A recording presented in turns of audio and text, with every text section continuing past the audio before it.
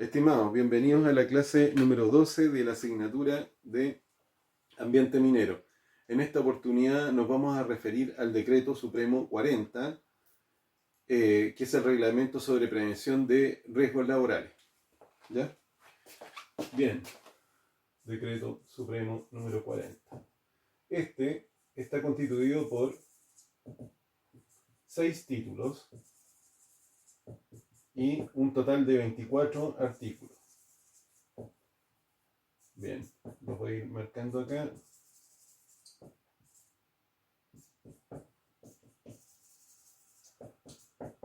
Y lo vamos a comenzar a explicar.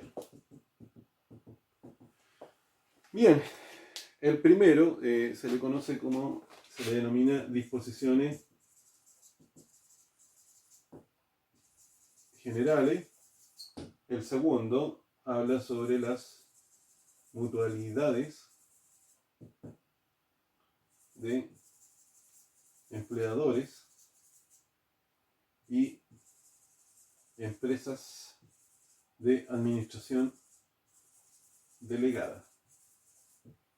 El título tercero habla solo sobre los departamentos de prevención de riesgos. El cuarto sobre las estadísticas de accidentes. El quinto sobre el reglamento interno. Y el 6 sobre la obligación de informar. Está gastando. Bien. ¿Qué es lo que tenemos? Respecto al primer título, disposiciones generales, yo voy a ir destacando por cada uno de los títulos, voy a ir destacando algunos artículos. Evidentemente yo no pretendo hacer una profundización de tipo tesis acerca de esto, más bien lo que quiero es ilustrar y que como buenos ingenieros primero entendamos qué estructura y más o menos qué dice. Después lo vamos a conversar en Teams y vamos a ver qué partido le podemos sacar a esta información. Bien, el primero que habla sobre estas disposiciones generales, yo he reparado en el artículo 1 y en el artículo 2. En el artículo 1 hace una definición sobre qué es lo que es riesgo profesional e indica que este riesgo es quien puede causar accidentes o enfermedades laborales. Esa es la primera aclaración. La segunda, en el artículo 2, es que se dice que el Servicio Nacional de Salud va a fiscalizar a las mutualidades. Bien, esa es la primera parte. En el fondo aparecen un poco más de cosas, pero yo reparo en esas que son las que más nos interesan a nosotros. En segundo lugar, cuando habla sobre las mutualidades, aquí he reparado en dos artículos, el artículo número 3 y el artículo número 4. ¿Qué es lo que indica? Habla sobre la responsabilidad de las mutualidades para ejercer o realizar la prevención. Son las que están encargadas de realizar la prevención de riesgos. En el artículo 4 habla de que deben contar con profesionales del área. Aquí voy a anotar, ojo, voy a hacer un comentario porque creo que es interesante. Ustedes están recién partiendo, pero miren, al menos que yo conozca, existen dos tipos de expertos en prevención. Son los del Servicio de Salud, que se forman, por ejemplo, en INACAP, y son los expertos en NAGEOMIN, que son formados por el Servicio Nacional de Geología y Minería. Bien, ¿qué es lo que pasa? Este experto en prevención de NAGEOMIN es un experto que se forma en un periodo bastante corto. Estamos hablando de 2 meses, es un curso intensivo de 2 meses, o bien uno que es un poco más relajado, que me da la impresión de que dura como 6 meses. Bien, ¿qué es lo interesante? Es que es un experto de prevención que se enfoca casi exclusivamente a las operaciones mineras. No quiere decir que no pueda hacerse cargo de otras, pero ese es como se enfoque. Y curiosamente es un campo en el que se han involucrado muchos ingenieros civiles en minas o ejecución en minas como ustedes. Yo les diría, no lo descarten. ¿Por qué? Porque es un área bastante interesante y que puede ser bastante, podríamos decir, puede generar mucha satisfacción a nivel profesional lograr alguna especialización. Hay algunas restricciones, creo que tienen que tener una cantidad de años de experiencia previa antes de. ¿Ya? Ahora, yo le digo, denle una vuelta. Puede ser que así, si se están haciendo cuando tengan algún ramo de autogestión y empiezan a pensar en el futuro, tenganlo considerado. Puede ser una interesante beta profesional que pueden adquirir. Bien, en el título tercero, que habla sobre los departamentos de prevención de riesgo, yo he destacado dos, que son el artículo 8 y el artículo, perdón, lo voy a dejar un poquito más arriba, el artículo número 9. ¿Qué dice el artículo 8? Habla que para las empresas que cuentan con más de 100 trabajadores, ¿sí?, van a tener que tener un departamento de dedicación exclusiva de prevención de riesgo. ¿Sí? Tienen que tener sí o sí un departamento de prevención de riesgo. ¿Ya?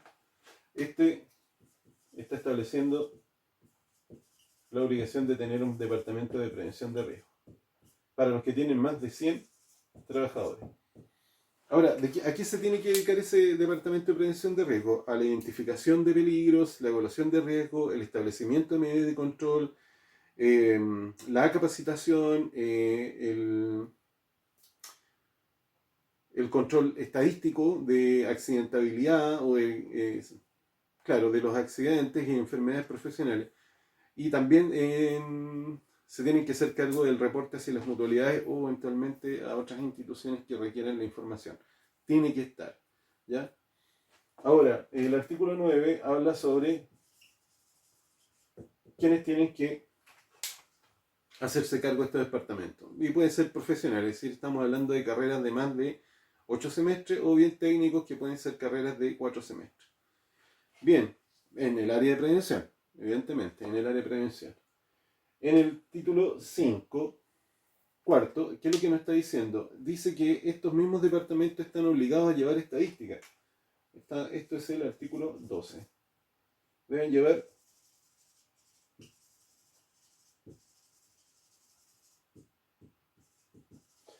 bien, algunas de esas estadísticas tienen que ver con una tasa mensual de frecuencia y una tasa semestral de gravedad.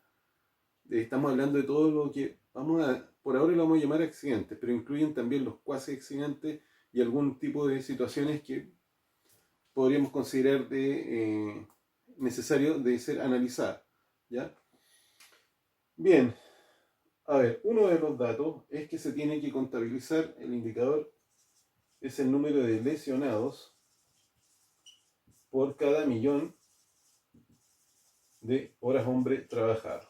Es decir, hay que contabilizar. Háganse una idea, si tenemos una empresa donde trabajan 5 personas, cada persona trabaja 40 horas aproximadamente a la semana. ¿Eso qué significa? Bueno, sumamos 40, parece que es un poquito más, 43 parece.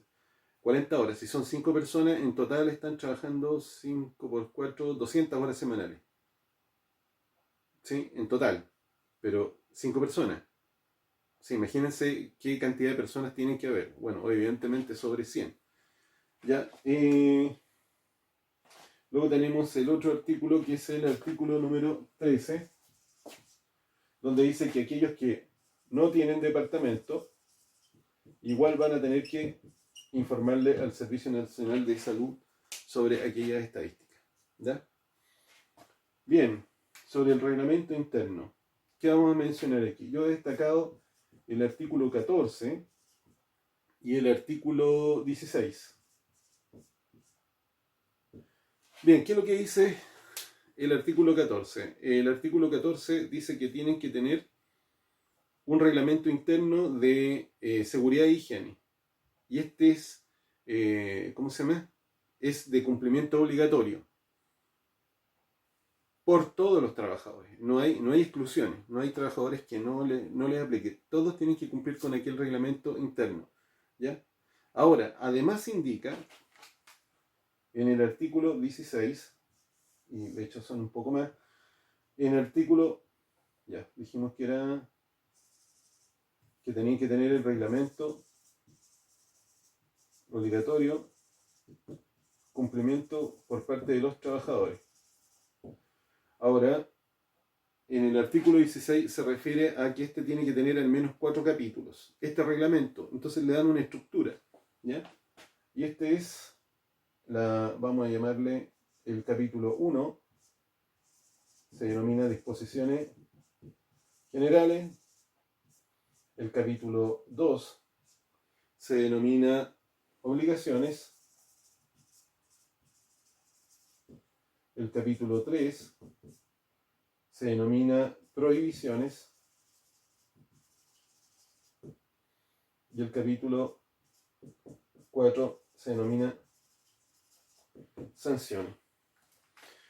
Bien, la explicación a esto se encuentra desde el artículo número 17 hasta el 18, 19 y el 20. En eso nos van indicando qué es lo que tiene que decir. Por ejemplo, en disposiciones generales tiene que hacer referencia a que existen procedimientos para exámenes, habla sobre la investigación de incidentes y otro tipo de cosas más. Son cosas generales, que son una explicación. A ver, hay que tener en claro que es una obligación entregarle, esto está establecido en el artículo 14, se me fue, es una obligación entregarle el reglamento interno a cada trabajador. Y es gratis, tiene que ser gratis. ¿Ya? Bien, me refería a disposiciones generales, habla sobre los procedimientos de exámenes, procedimientos de trabajo, la forma de investigar incidentes, hace una explicación general sobre en qué consiste, cuáles son las obligaciones respecto al sistema de prevención de riesgo que ellos tengan. En el artículo 18 habla sobre las obligaciones, y ahí va a aparecer el uso de los equipos de protección personal, cooperar con la investigación, tienen que hacerse cargo de aspectos relacionados con la información que les están entregando de la empresa respecto a los temas de seguridad. Bien, en el artículo 19 colocan algunas prohibiciones. Yo siempre coloco una, que es la más grave, y aunque ustedes no lo crean, en minería van a tener que tener mucho cuidado con eso, que tiene que ver con la embriaguez. Está prohibido ingresar a la labor en estado de embriaguez. A uno le parece sentido común, pero yo tengo experiencia ya en minería y les digo, ¿saben? Sigue ocurriendo, pese a todo. Yo les daré un ejemplo. Una persona que se encuentra bajo los efectos del alcohol rara vez está muy consciente de eso. Entonces, a mí me ha tocado personalmente, siendo supervisor, tener que regresar a campamento a algunas personas. ¿Ya? Bien, por el otro lado, aparece el capítulo 4 sobre dónde están las sanciones. Y ahí yo voy a mencionar una. Dentro de las sanciones,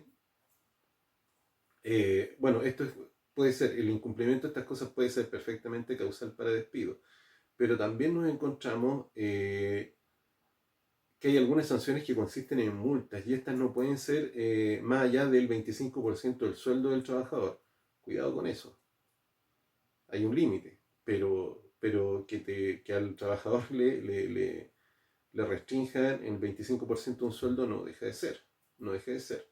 ¿Ya?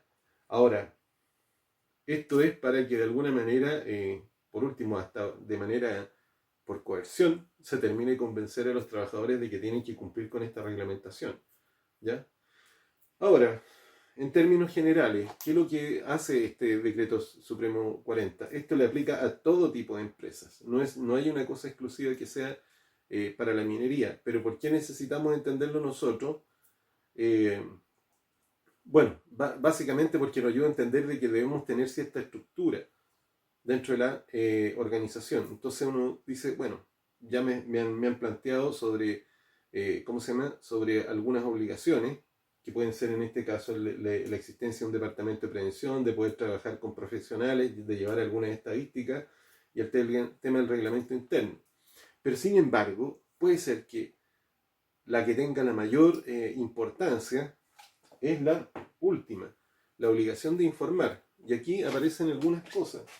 Yo he destacado dos artículos, el artículo número 21 y el artículo número 22.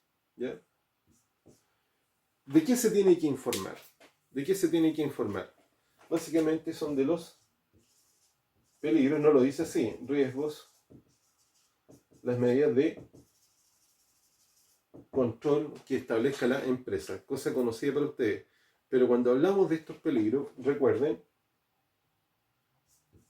tenemos que hablar de los agentes físicos, químicos, biológicos, los polvos, ¿cierto?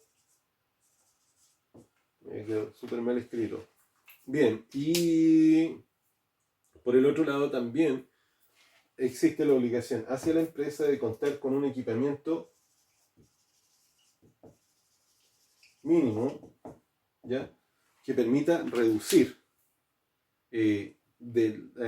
¿cómo se llama? Reducir al máximo los riesgos a los que están expuestos los trabajadores. ¿Por qué? ¿Por qué digo que este lo considero muy interesante, este último artículo? Porque coloca termina de dejar en claro que la principal responsabilidad respecto a la prevención de riesgos está en la empresa. No solamente se trata de un asunto de los trabajadores, sino que simplemente dice, oye, usted va a llegar acá y yo le tengo que informar, le tengo que decir cuáles son las cosas. De ahí que hable de reglamentos, de ahí que lleve estadística, vale. Pero básicamente es entregarles información. Y si ustedes se dan cuenta, de todo lo que hemos visto hasta ahora, en la minería hay suficiente tema, ¿ya? A ver, ¿cómo lo explico? Suficiente tema para darse cuenta que, por lo menos por los agentes que revisamos anteriormente en otro de los decretos, suficiente tema como para tener que informar, ¿ya?